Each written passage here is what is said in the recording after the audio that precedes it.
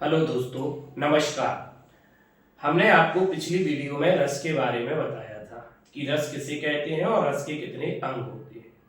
तो रस का शाब्दिक अर्थ था आनंद और रस के अंग चार थे: स्थायी भाव, विभाव, अनुभाव, संचारी या व्यभिचारी भाव।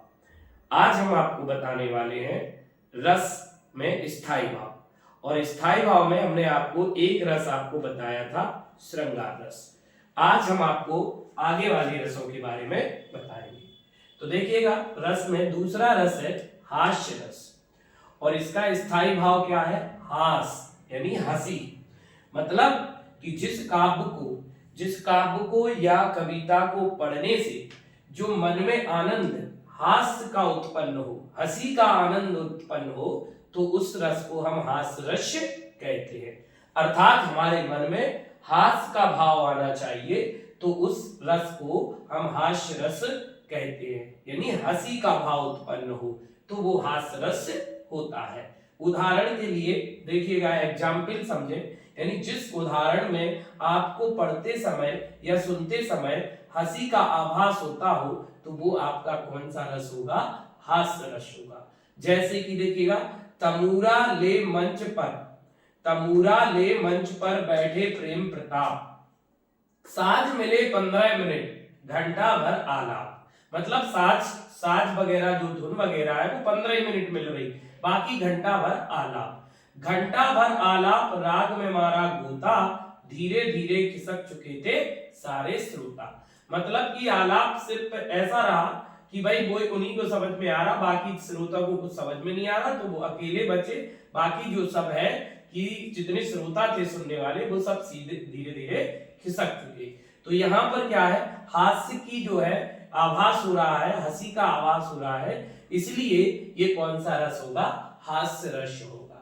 दूसरा है करुण रस। करुण का मतलब होता है शोक, यानी शोक, दुख की अनुभूति जहां पर होती है, तो उसे कौन सा रस कहते हैं? करुण रस। यानी जिस काव्य को या जिस कहानी को या जिस कविता को पढ़ने से, सुनने से मन में दुख का आभास होता हो या दुख का भाव उत्पन्न होता हो, तो वो कौन सा रस होता है? करुण रस होता है, जिसका स्थायी भाव क्या होता है? शोक। जैसे कि एक एग्जाम्पल है, उदाहरण है, शोक बिकल सब रोवई रानी। यानी रोने की बात हो रही। शोक किसके शोक में? राजा दशरथ के शोक में, ठीक है ना। शोक बिकल सब रोवई रानी, रूपु सीलु बलु तेज बखानी, करही विलाप अनेक प्रकारा, परही भूमि तल बारही बारा।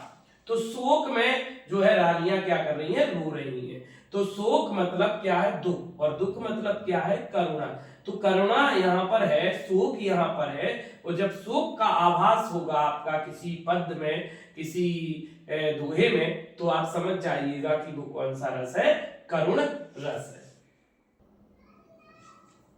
देखिए, अगला रस है वीर रस, जिसका स्थायी भाव है उत्साह।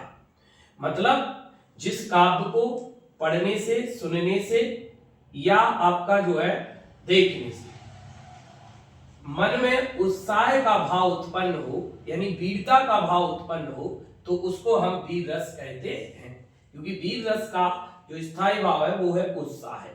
तो देखिएगा उदाहरण में, जैसे कि वीर तुम बड़े चलो, धीर तुम बड़े चलो, सामने पहाड़ है सिंह की दहाड़ हो, तुम कभी रुको नहीं, तुम कभी झुको नहीं।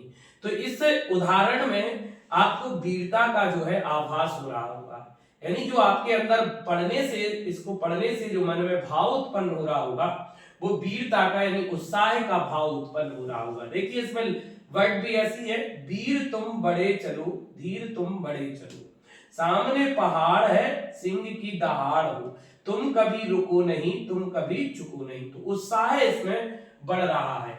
और जहां उत्साह या वीरता की बात हो, जिस भी उदाहरण में या जिस दोहे में या जिस काव्य में या जिस कविता में, तो आप समझिएगा कि वो वीर रस है, और जिसका स्थायी भाव क्या होता है? उत्साह होता है।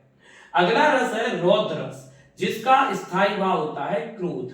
अर्थात जिस काव्य को पढ़ने से, सुनने से या कविता को पढ़ने से, सुनने से या दोहे को पढ़ने से, सुनने से मन में क्रोध का भाव उत्पन्न होता हो, तो तो उसे हम गुस्से का भाव, क्रोध का भाव उत्पन्न होता हो तो उसे हम रौद्र रस कहते हैं। रौद्र का स्थायी भाव ही क्रोध होता है, या एक है कि रौद्र का दूसरा नाम क्या है, क्रोध है। और क्रोध का जब आभास होता हो तो आप समझ जाइएगा कि ये रौद्र रस है।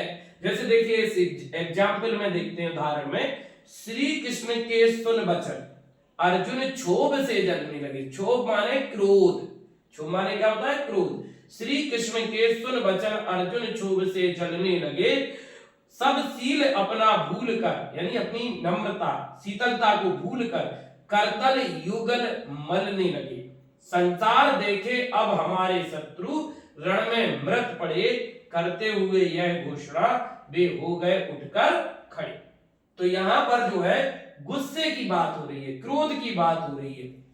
और जब क्रोध की बात होती है तो वहां पर कौन सा रस होता है दोस्तों, वहां पर होता है रौद्र रस होता है, और रौद्र रस का स्थायी भाव क्रोध है। तो देखिए नेक्स्ट रस है भयानक रस। भयानक रस का स्थायी भाव होता है भय। भय अर्थात डर।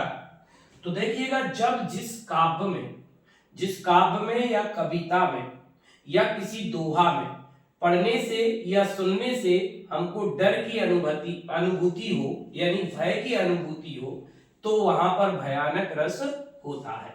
भयानक रस का स्थायी भाव होता है भय। भय यानी डर।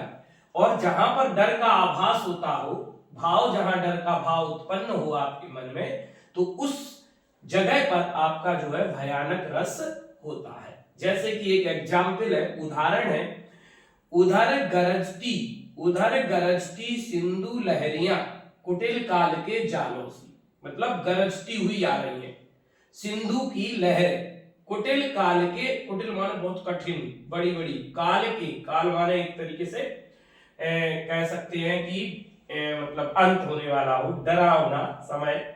काल के जालों से चली आ रही फैन उगलती, फन फैलाए दयालों सी। मतलब सिंधु की लहरें इस तरीके से है जैसे कि कोई सांप फन फैलाते हुए आता है आपके सामने, तो आपको डर का आभास होता है। ऐसे सिंधु की लहर जो है पानी की लहरें उठ रही हैं, तो यहाँ पर क्या हो रहा है, भय का आभास हो रहा है। तो यहाँ पर कौन सा रस होगा, भयानक रस होगा, जिसका स्थायी भाव भय होता है। नेक्स्ट है भीभत्स रस। भीभत्स रस का स्थायी भाव जुगुप्सा या घृणा होता है। जब आपको काव्य को पढ़ने से, सुनने से, या कविता को पढ़ने सुनने से, या दोहा को पढ़ने सुनने से आपके मन में घृणा का भाव उत्पन्न होता हो, तो उसे हम भीभत्स रस कहते हैं। या जुगुप्सा, इसका एक और स्थायी भाव है, मतलब उसी का नाम, जुगुप्सा को ही घृणा भी कहते हैं। यानी घृणा या जुगुप्सा का भाव जब आपके मन में आ जाए तो समझ जाइएगा कि कौन सा रस है, भीभत्स रस है, क्योंकि इसका स्थायी भाव जुगुप्सा या घृणा होता है। जैसे उदाहरण, सिर पर बैठो काग आंख दो खात निकारत। सिर पर कौआ बैठा हुआ है और काग माने कौआ, आंखें दो खात निकारत, आंखें दोनों निकाल के फिर खाता है। खींचत जीवई स्यार जैसी जीभ, लंबी जीभ, अतहि आनंद उर धारत। और इसके आगे का जो है, गीद जांगी को खोदी के मांस उपारत, स्वान अंगुरनी काटी के खात विदारत। तो मांस को खींच के खाया जा रहा है, किसके द्वारा, कौवे के द्वारा। तो यहाँ पर क्या है, घृणा उत्पन्न हो रही है। तो यहाँ पर जब घृणा उत्पन्न होती है, यानी आपके मन में भाव घृणा का आता है, तो वहां पर कौन सा रस होता है, भीभत्स रस होता है।